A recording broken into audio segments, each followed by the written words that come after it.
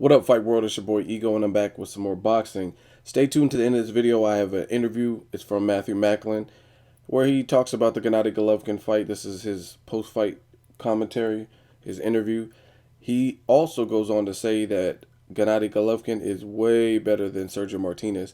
He says he's friends with Sergio Martinez, but skill for skill, Gennady Golovkin is the better fighter. So I want to know what you guys think about that. Um, it looks like Gennady Golovkin is a bulldozer right now. He's definitely making his mark. Um, he's going to give anyone at his weight division problems, and it's going to be a puzzle that they'll have to figure out. And they're going to have to walk through fire in order to get the victory. So you got to have a sturdy chin on deck, have a solid beard, a game plan, and the ability to adjust. But I'm really looking forward to seeing what unfolds with Gennady Golovkin. He can be hit. He's definitely hittable.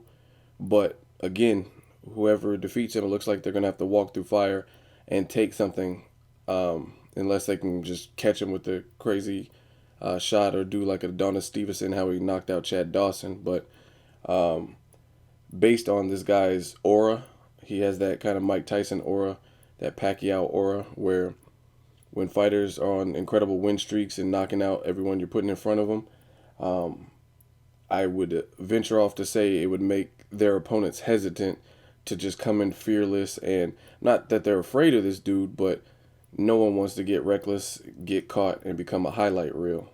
So based on his reputation that he's developing in the States as being a feared puncher and knockout artist, I don't think anyone's just going to necessarily want to gamble with that and just approach him and not care if they get hit back.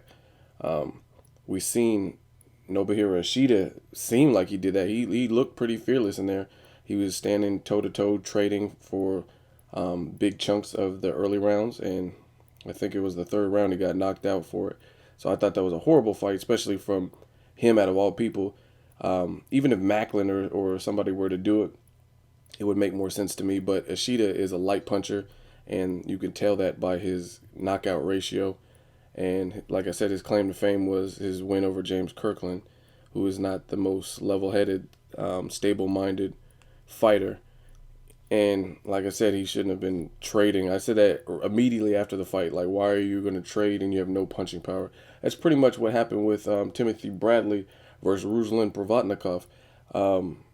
He sat in the pocket and he was trying to trade for large chunks for whatever reason to give back to the fans or to get this chip off his shoulder, and he nearly paid for it. Luckily, Tim Bradley has the savvy to overcome those obstacles and make adjustments where Ishida just got knocked out.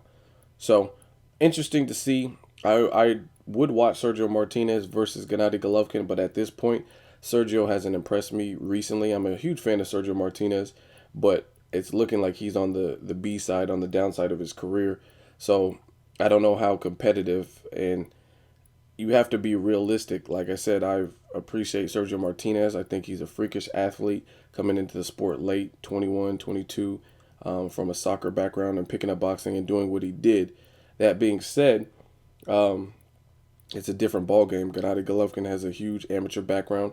He has murderous punching power, and he has momentum, and he's hungry. And Sergio Martinez seems to be getting dropped and or hurt or shook up by the bigger opponents he's facing in his last couple of fights, and he's sustaining injuries, and he's pushing 40. So all signs lead to Gennady Golovkin beating Sergio Martinez.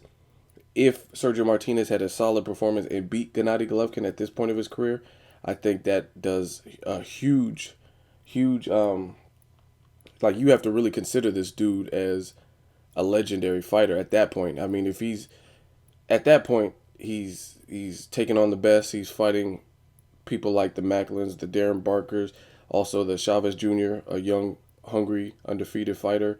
Gennady Golovkin, a powerful, undefeated fighter with a large amateur background. So I think that does a lot for Sergio Martinez's legacy if he can beat Gennady Golovkin.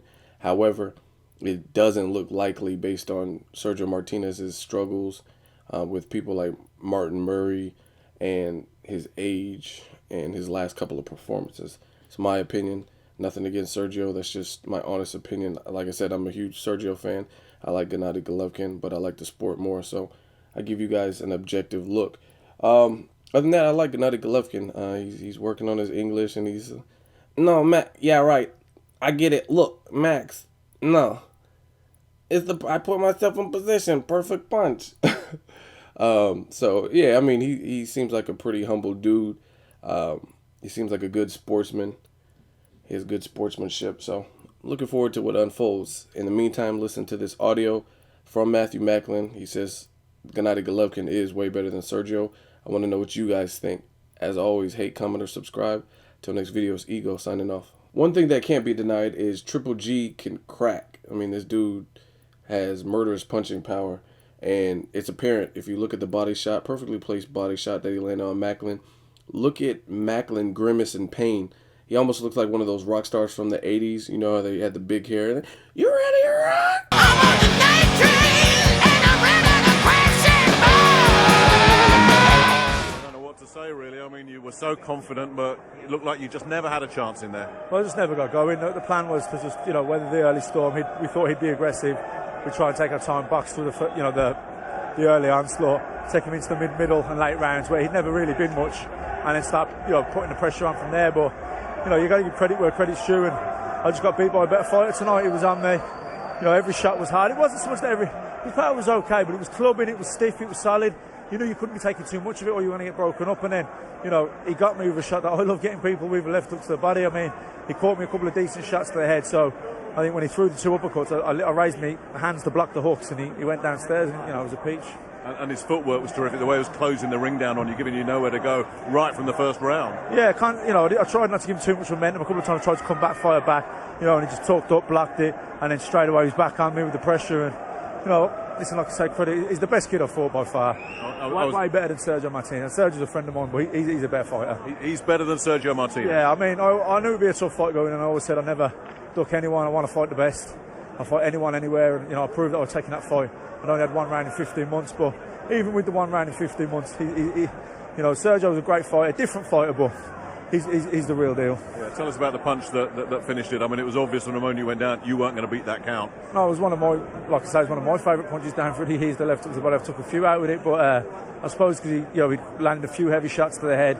When he come on there and he threw an uppercut, and then the other uppercut come up, I lifted the hands up because I thought the hooks were coming, and he just switched the attack downstairs, and he got me right on the floating rib, and it was a lot of power, and he just took my breath away. I couldn't, I think the first thing I heard was 5 or something. I was always, I'm disappointed, but sometimes you just got to give credit where credit's due, and I got beat by a better fighter tonight, and that's all I can say. You seem to have taken it well, and Jim Watt was saying it's definitely not the end for you or anything like that. I mean, I took that fight, initially I wanted to fight in June and then to fight in September. I'd only had one round since the Sergio Martinez fight. I had an operation on the nose. I knew it'd be tough, but I was, you try and concentrate on the positives, and I thought I'd be fresh going in, and I was, and I had a good training camp.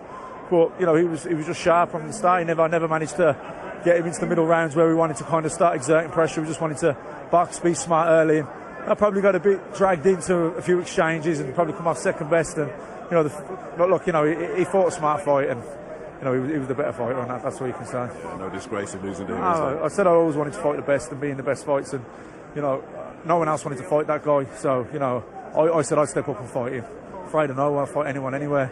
And, tonight I came second best. He was the better man, and that's all I can say. Thanks for joining us. Thank you.